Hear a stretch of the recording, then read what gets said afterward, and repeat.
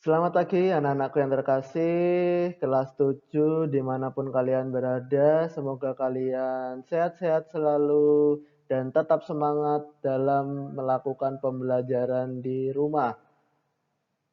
Sebelum kita memulai pembelajaran mata pelajaran IPS, ada baiknya kita berdoa bersama-sama terlebih dahulu. Silakan kalian berdoa di rumah. Untuk memulai pembelajaran doa bisa diambil dari doa sebelum belajar yang telah dikirim oleh Bapak Ibu wali kelas kalian. Silakan berdoa, ambil sikap doa yang baik. Kita berdoa bersama-sama dari rumah. Berdoa dimulai.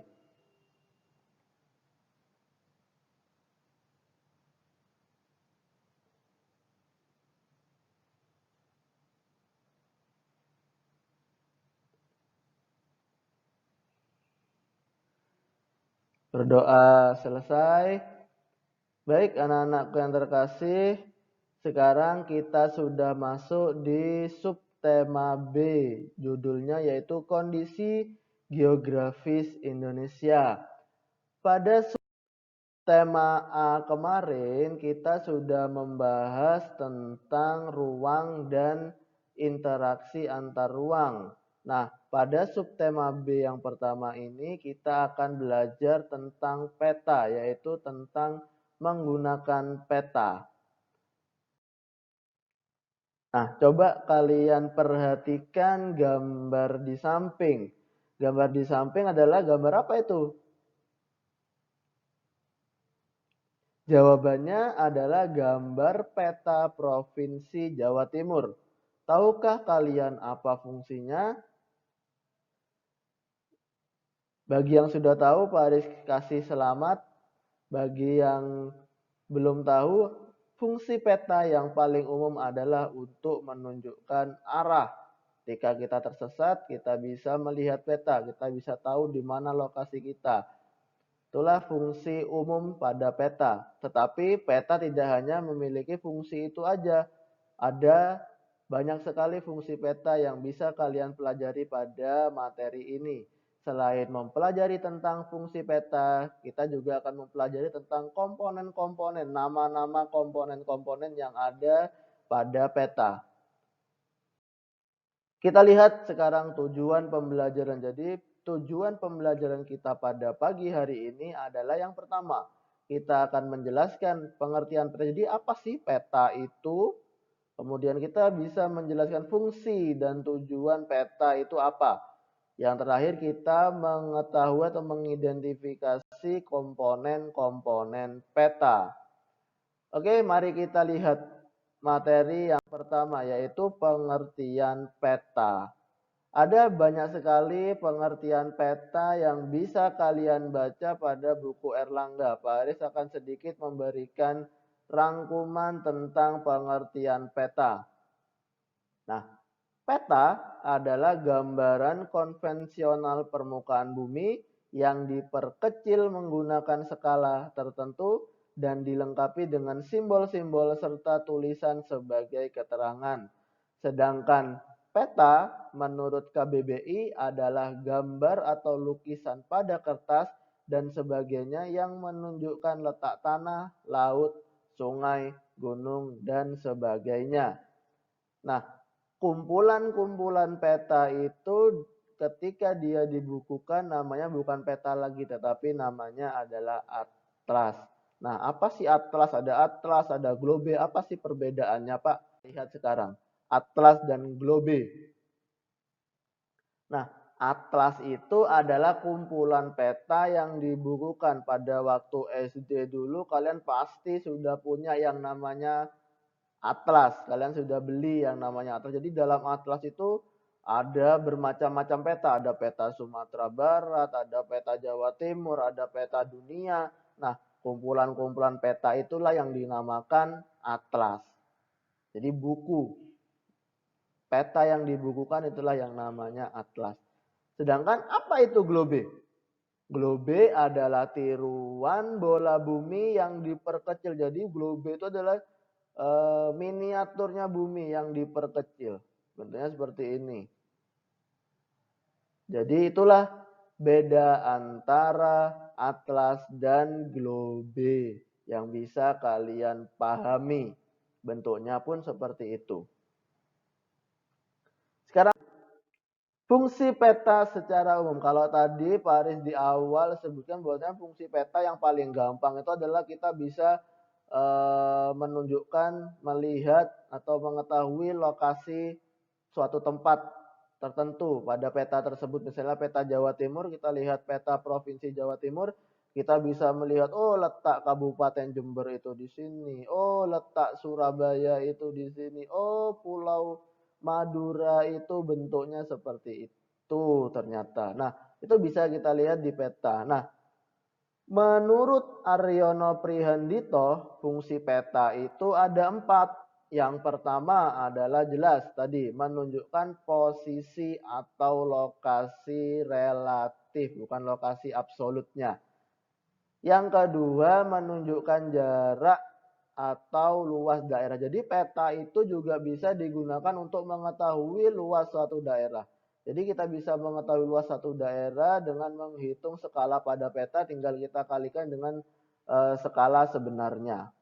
Jadi misalnya luas daerah di peta itu 1 cm, sedangkan skalanya adalah 1:100, maka 1 cm pada peta itu luasnya adalah 100 cm di keadaan sebenarnya.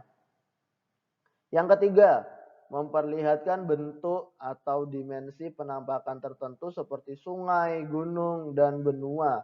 Nah, misalnya kita mau lihat, oh di sini ternyata ada Gunung Semeru, di Jawa Timur ada Gunung Semeru. Kemudian di Kalimantan ada Sungai Mahakam. Oh, letaknya benua Asia itu di sini.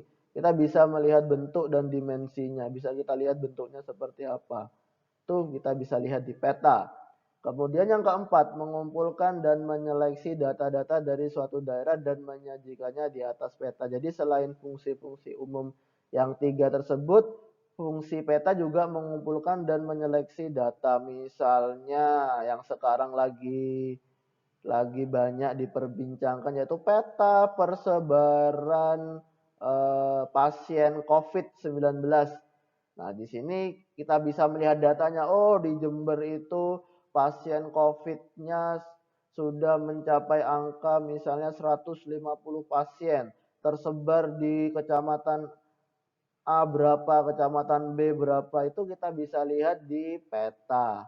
Di peta tidak hanya menunjukkan lokasi, menunjukkan jarak atau luas, menunjukkan bentuk atau dimensinya, tapi juga ada data-datanya seperti itu.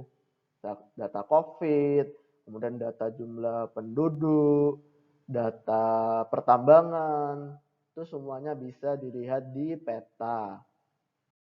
Kemudian komponen-komponen peta. Jadi dalam peta itu ada komponen-komponennya. Oh, ini namanya apa, ini namanya apa, akan kita bahas pada komponen, pada materi komponen ini.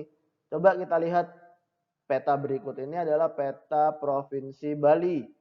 Coba kalian identifikasi peta tersebut. Nah, komponen-komponennya apa? Kalian baca dulu coba buku kalian sambil melihat video ini, kalian bisa baca buku kalian pada halaman 11.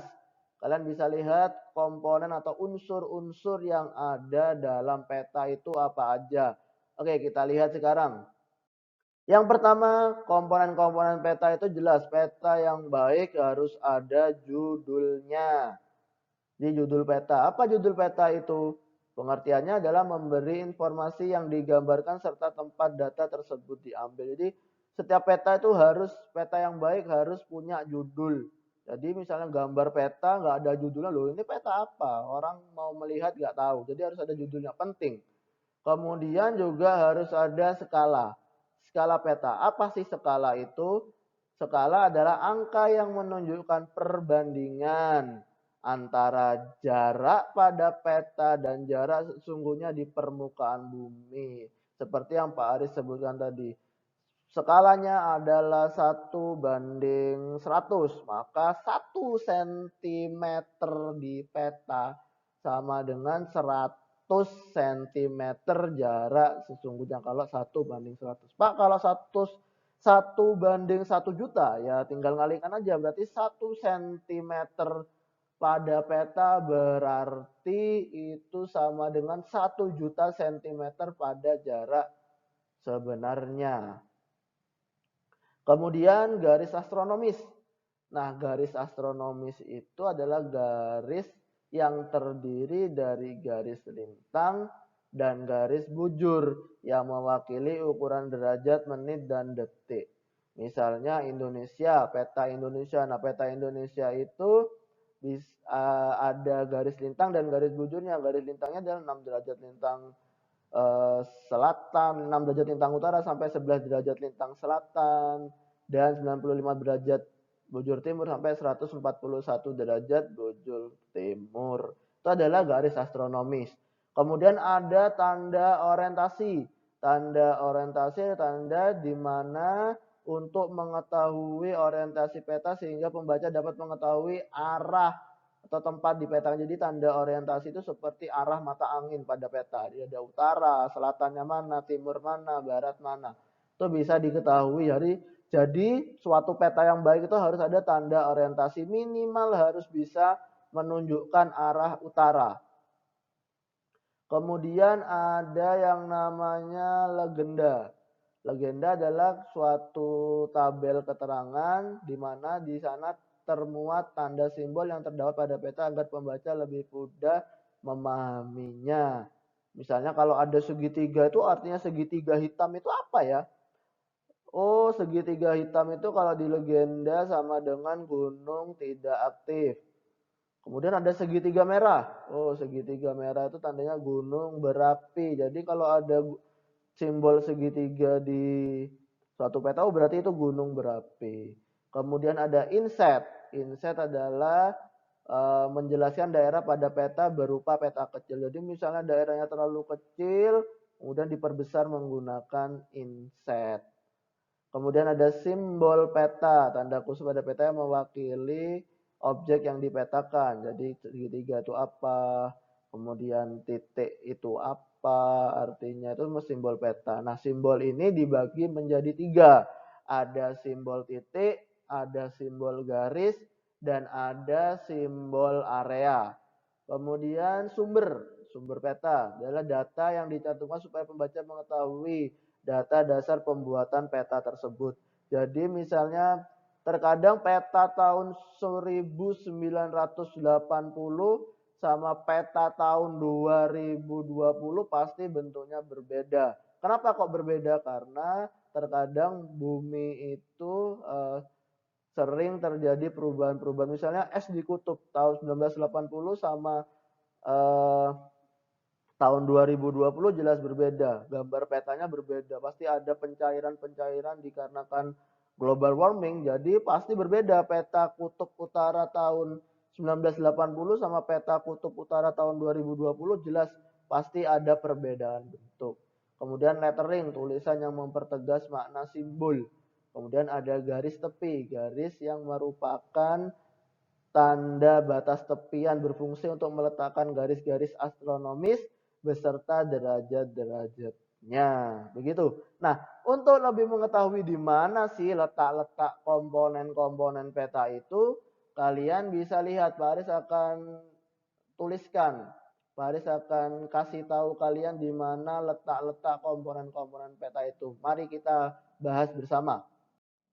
Nah, di hadapan kalian ini telah ada peta provinsi Bali. Nah, mari kita bersama-sama untuk mengidentifikasi komponen-komponen peta provinsi Bali ini. Nah, mari kita lihat bersama-sama. Yang pertama, komponen yang pertama tadi apa? Ya, komponen yang pertama adalah judul peta. Mari kita lihat. Judul peta itu jelas. Berarti kalau judul peta ini ya ini jadi. Berarti ini adalah judul peta. Nah, ini judul petanya ini.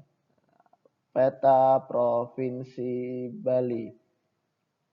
Kemudian selanjutnya, komponen selanjutnya adalah apa tadi? Tanda arah atau orientasi peta. Jadi orientasi ini. Jadi di sini menunjukkan apa ini? Menunjukkan arah utara. Nah, ini ada arah mata angin, di sini ada arah utaranya. Sini ada arah utara. Nah, arah utara ada di menunjukkan bagian atas, jadi seperti dia menunjukkan seperti ini. Nah, arah utara.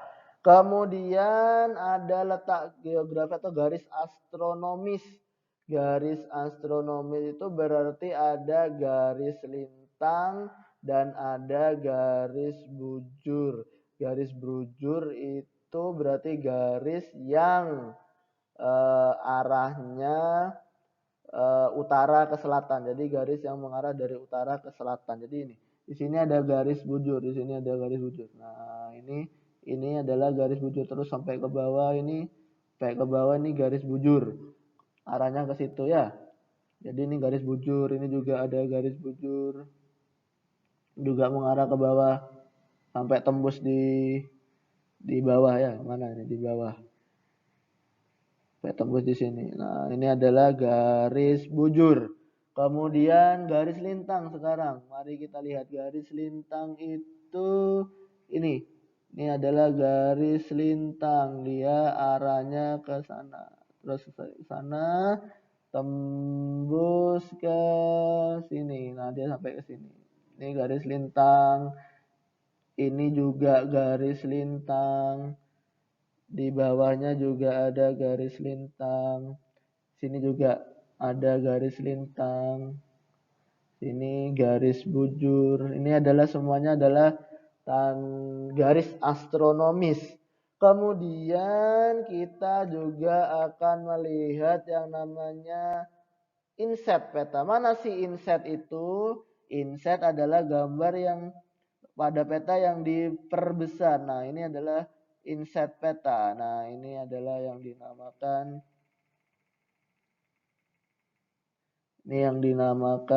inset. Nah, ini yang dinamakan inset.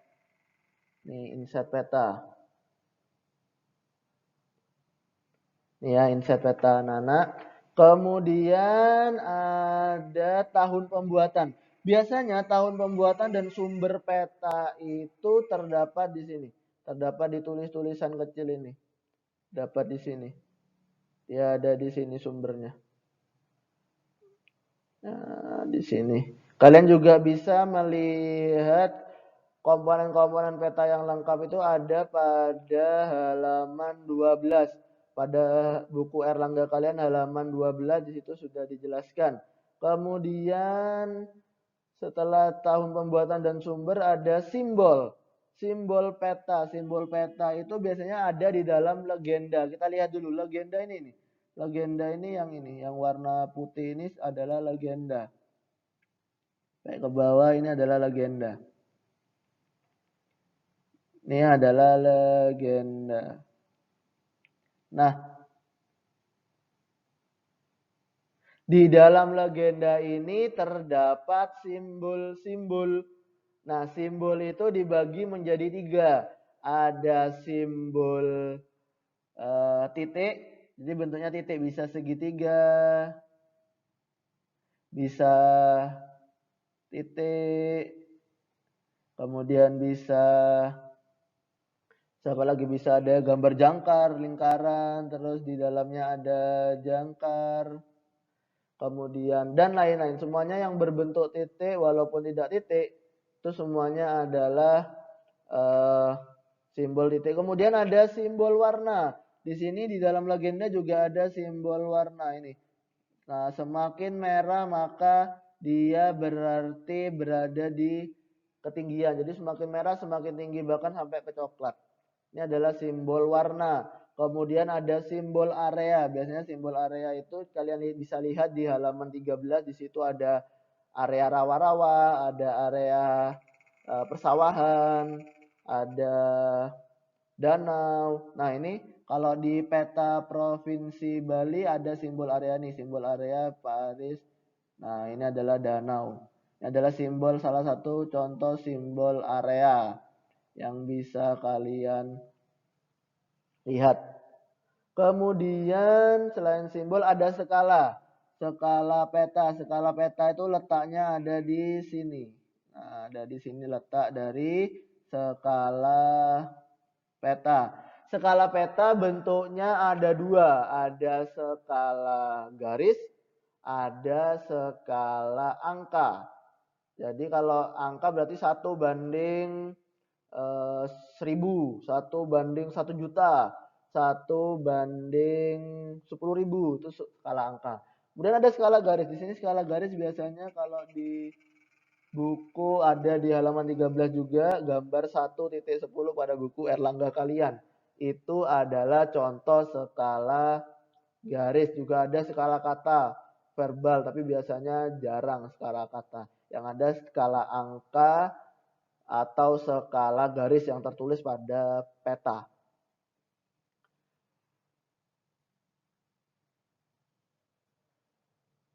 Oke, mungkin ada yang kurang jelas dari penjelasan Pak Haris, bisa ditanyakan.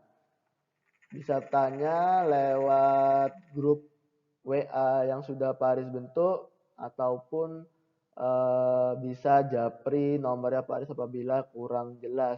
Nah, sekarang setelah kalian sudah bisa mengidentifikasi komponen-komponen peta, maka Pak Haris akan memberikan Pak Haris akan memberikan aktivitas siswa. Nah, aktivitas siswa ini sudah Pak Haris kirim pada Google Classroom kalian. Nah, bagaimana petunjuk mengerjakannya? Nah, di situ kalian bisa mendownload tugas atau lembar kerja aktivitas siswa 2 itu bisa kalian download, kemudian kalian print halaman halaman 2-nya, halaman 2 kalian print. Kemudian setelah kalian print, kalian mengerjakannya pada lembar tersebut bisa menggunakan pulpen, jangan menggunakan pensil. Kemudian ketika mengerjakan menggunakan pulpen, tulislah menggunakan tulisan yang bagus, yang bisa dibaca oleh orang lain. Jadi tulisan bagus itu bukan tulisan menurutmu bagus, tapi tanda kalau tulisan bagus itu adalah tulisannya bisa dibaca oleh orang lain, terutama oleh gurumu. Nah, setelah selesai mengerjakan, kemudian tugas tersebut kamu foto. Kamu foto yang jelas, yang fokus, jangan miring. Juga identitasnya jangan sampai lupa, ditulis di pojok kanan atas identitas atau di tengah. Yang penting ada identitasnya kelihatan. Setelah kalian foto, kalian kirim pada Google Classroom kelas kalian masing-masing pada bagian aktivitas siswa 2. Begitu yang bisa Pak Hari sampaikan. Selamat mengerjakan aktivitas siswanya. Kalau selesai segera dikumpulkan. Waktu pengumpulan Pak Hari kasih waktu sampai hari Minggu. Hari Minggu mungkin jam 3 sore. Hari Minggu jam 3 sore batas terakhir mengumpulkan. Nah, begitu saja dari Pak Haris. Semoga video singkat ini bisa memberi ilmu bagi kalian, dan jangan lupa tetap bersyukur, berdoa. Setelah melihat video ini kalian berdoa mengerjakan tugasnya, dan jangan lupa tetap sehat, jaga kesehatan, jangan lupa berolahraga. Demikian dari Pak Haris. Pak Haris sampaikan terima kasih sudah menyaksikan video pembelajaran dari Pak Haris. Sampai ketemu pada pertemuan selanjutnya. Dadah.